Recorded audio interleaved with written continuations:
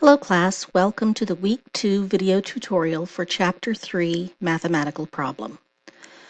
I have taken the mathematical problem and changed the values because I don't want to do your homework for you, but I do want to illustrate the steps to do it. So let's get started.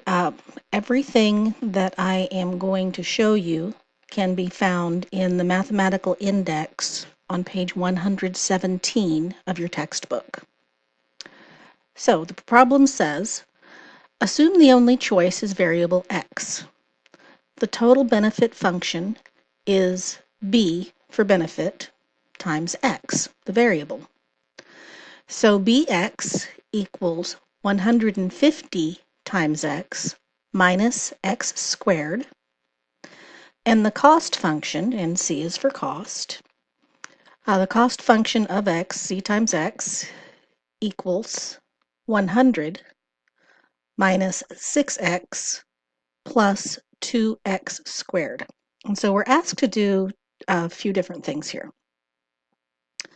The first is, what are the marginal benefit and the marginal cost functions? So I've already figured this problem out, and I just changed the font to white so that you wouldn't see it too soon. So let's look at that.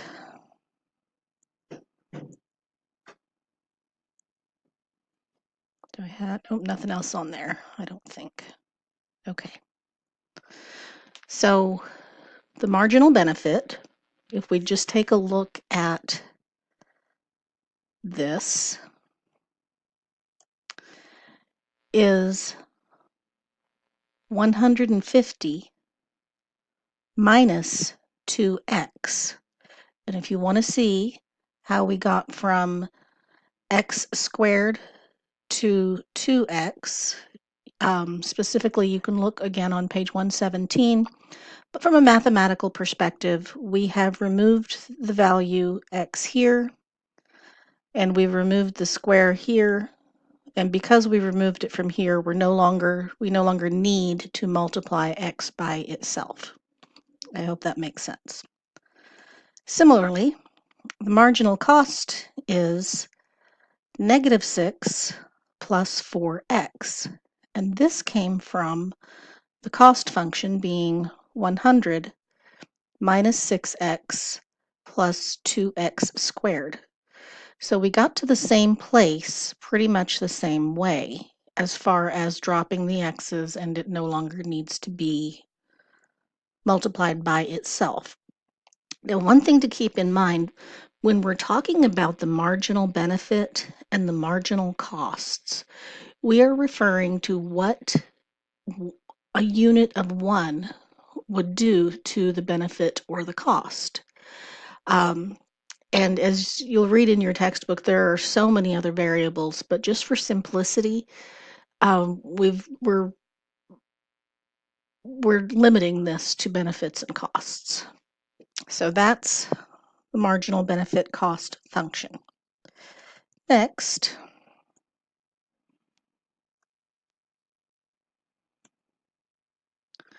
we're asked to set up the net benefit function and then determine the level of x, excuse me, that maximizes net benefit. So we know that the net benefit is the benefit minus the cost. And if you notice, we haven't changed anything from the formulas up here. Just benefit minus cost is net benefit. Now, we'll reveal the next part, and we're going to determine the level of x that maximizes the net benefit. Or we're going to set up the net benefit function, actually. Now, anytime you see these D's, these lowercase italicized D's, or in your book, it'll look kind of like a curly D, that means that we're working in the derivatives. So we know that the derivative of the net benefit can be divided by the derivative of the choice. So once again, we take our marginal benefit, which we know is 150 minus 2x, and we add that to our net benefit or the second half of our net benefit equation, which is negative, 6 minus 4x or negative 6 plus 4x, either way. And we know that that is 150 plus 6 is 156. 2x plus 4x is 6x, and we can set that to 0. And I think, yep, that's it for that line.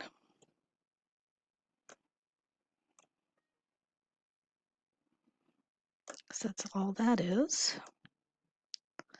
So we know that the level of x that maximizes the net benefit is, again, net benefit over x, 156 over 6, because again, 6x here. That means that the level of x that maximizes the net benefit is 26. Now C asks us what the maximum level of net benefit is. And the maximum level means, okay, we're going to be operating at an acceptable benefit if we create 26 of whatever this choice is. So the maximum level of net benefit tells us how many of this choice we can create or buy or whatever it is, how many of this choice that we need or that we can sustainably create, purchase, or buy without it costing us money, without the net benefit deteriorating. So the maximum level of net benefit is the top level, the most that we could possibly ever get by, make, whatever, and still maintain the economy of scale that we need. Now, so any number between 26 and whatever this maximum level of net benefit is, that's our range for this choice. So let's reveal that.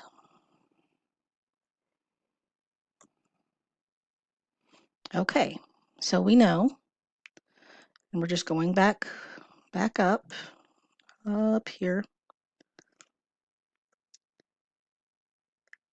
Benefit equals 150x minus x squared.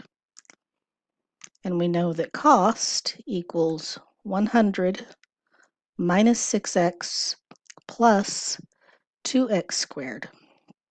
So what we didn't know before was what x was, but we've solved for x, and it's 26.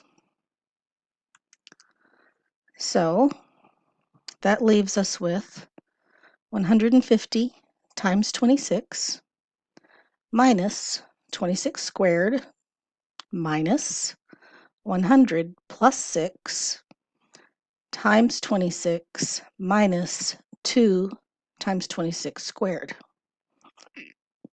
Because remember, the benefit is, or the net benefit rather, is the benefit minus the cost. Excuse me. So now we solve. We just do the math. We know 150 times 26 is 3,800. 26 squared is 700 or 676. We already had our 100 from the prior problem, plus our 156, which is 6 times 26, and 2 times 26 squared is 1,352, which means that if we do that math, our net benefit is 1,828. As always, make sure that you use the numbers that are in your actual problem. I changed these numbers again because I don't want to do your homework for you. I just want to show you what to do. If you have questions or need help, call me. I'm happy to help you. Again, you can watch this video as many times as you need to, and I look forward to this week.